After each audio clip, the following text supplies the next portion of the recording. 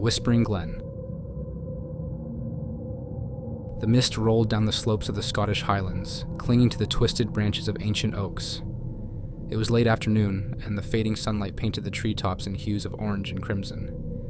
A group of 5 friends, Jack, Amy, Sarah, Mark, and Tom, stood at the edge of the forest, looking out over the vast expanse before them. They had come here for an adventure, a weekend of hiking and camping far from the city, to breathe in the raw, unfiltered air of the Highlands. Tom, the group leader, checked his GPS device. "There's a trail that cuts through here," he said, pointing to a spot on the screen. "If we follow it, we should reach the glen by nightfall." Amy looked skeptical. "Are you sure it's safe? I mean, this place looks like it's straight out of a horror movie." Jack chuckled, slinging his backpack over his shoulder. "Oh, come on, Amy. Where's your sense of adventure?"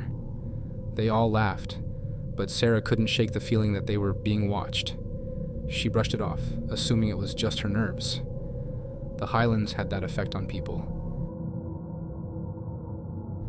The air was thick, almost heavy, with an inexplicable tension. The group started down the path, crunching over dead leaves and broken twigs. As they walked, the forest seemed to close in around them, the trees growing denser, their branches intertwining like skeletal hands. The sun dipped lower, casting long, eerie shadows across their path. Tom was the first to notice. "Hey, anyone else's phone not working?" Jack pulled out his phone and checked. "No signal. That's weird. We had a full signal just a few minutes ago." Sarah frowned, pulling out her own phone. "Nothing here either. GPS is out too." Mark, the tech-savvy one, tried resetting his phone, but to no avail. "It's like we've stepped into a dead zone." Amy laughed nervously. "Great. Now we're lost in the middle of nowhere." Tom tried to keep the group's spirits up. "Don't worry, we'll just keep following the trail. It has to lead somewhere." But as they walked, the trail seemed to shift, like it was moving under their feet. The mist thickened, creeping closer and closer, until they could barely see a few feet ahead. The temperature dropped, and the wind began to whisper through the trees, carrying with it a faint, almost inaudible chanting. "Do you hear that?" Sarah whispered, stopping in her tracks. The others paused, listening intently. There was a soft, rhythmic murmuring, like a distant prayer carried on the wind. "What the hell is that?" Jack muttered, his bravado slipping. "It's just the wind," Tom insisted, though his voice was strained. "Come on, let's keep moving." They pressed on, but the chanting grew louder, more distinct. It was in a language none of them recognized, harsh and guttural, filled with strange, rolling consonants. The forest seemed to pulse with it, as if the very trees were alive and singing. Sarah shivered, her breath visible in the cold air. "I don't like this. I don't like this at all." Mark nodded, his face pale. "Maybe we should turn back." But when they turned around, the path they had taken was gone. The mist was so thick they couldn't see more than a few feet in any direction. The chanting grew louder, surrounding them. Tom's eyes darted around. "Stay close, everyone. We'll find a way out." They huddled together, their steps quickening, but every direction they turned seemed to lead them deeper into the woods. The trees loomed taller, their branches clawing at the sky like skeletal hands. The air grew colder, the chanting louder, now accompanied by the distant sound of drums. Amy clutched Jack's arm. "I don't like this. I don't like this one bit." Then, out of the mist, they saw movement. Figures cloaked in dark robes, faces hidden by hoods, standing still among the trees. Their presence was suffocating, and the chanting grew into a fevered crescendo. Tom's voice was barely a whisper. "Run!" They bolted, adrenaline flooding their veins. They ran blindly through the forest, branches slapping against their faces, feet pounding against the earth. But no matter how fast they ran, the figures were always there, just out of sight, moving silently among the trees, closing in on them. Jack stumbled, falling to his knees. I can't breathe." Sarah pulled him up. "Come on, we have to keep moving." But it was too late. The figures stepped forward, forming a circle around them. They were surrounded. The chanting stopped, replaced by a deep, eerie silence. A figure stepped forward from the circle. The leader, taller than the rest, with a face obscured by a hood. He spoke, his voice low and gravelly, in the same ancient language they had heard before. He raised a hand and the others echoed his words in unison. Tom stepped forward, trying to reason with them. "We're just hikers. We mean no harm. Let us go, and we won't tell anyone we were here." The leader tilted his head, as if considering Tom's words. Then, slowly he lowered his hood. The man's face was painted with symbols, strange twisting designs that seemed to glow in the dim light. His eyes were dark, empty, like deep wells that seemed to suck the light out of the air.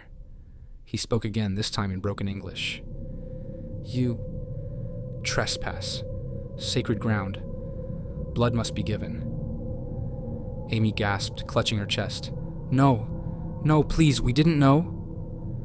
The leader raised his hand, and the cultists began to chant again, louder this time, the drums beating faster, a frenzied rhythm that matched their pounding hearts. Tom looked around desperately. "Run! Scatter! Don't let them catch you!" The group broke apart, running in different directions, but the cultists were fast, unnaturally so, moving with a speed and agility that defied their age and appearance. Jack felt a hand grab his arm, pulling him back. He screamed, struggling, but the grip was iron tight. Amy turned back, screaming his name, but Mark grabbed her. "No, we have to keep going." They ran deeper into the forest, hearts pounding, lungs burning. The chanting was everywhere, the drums echoing in their heads. And then one by one they were taken. Sarah felt something sharp slice through the air near her ear. She ducked, rolling down a small embankment. Her hands scraped raw by the rough earth. She landed hard but didn't dare stop. She scrambled to her feet and ran. She could hear the footsteps behind her, quick and light. She dared not look back, knowing they were close. She stumbled into a clearing, her breath coming in ragged gasps. In the center of the clearing was a large stone altar, covered in moss and ancient symbols. The cultists closed in, forming a circle around her. The leader stepped forward, a cruel smile on his face. "You... chosen," he said, raising a ceremonial dagger. Sarah backed away, her mind racing. No, please, I...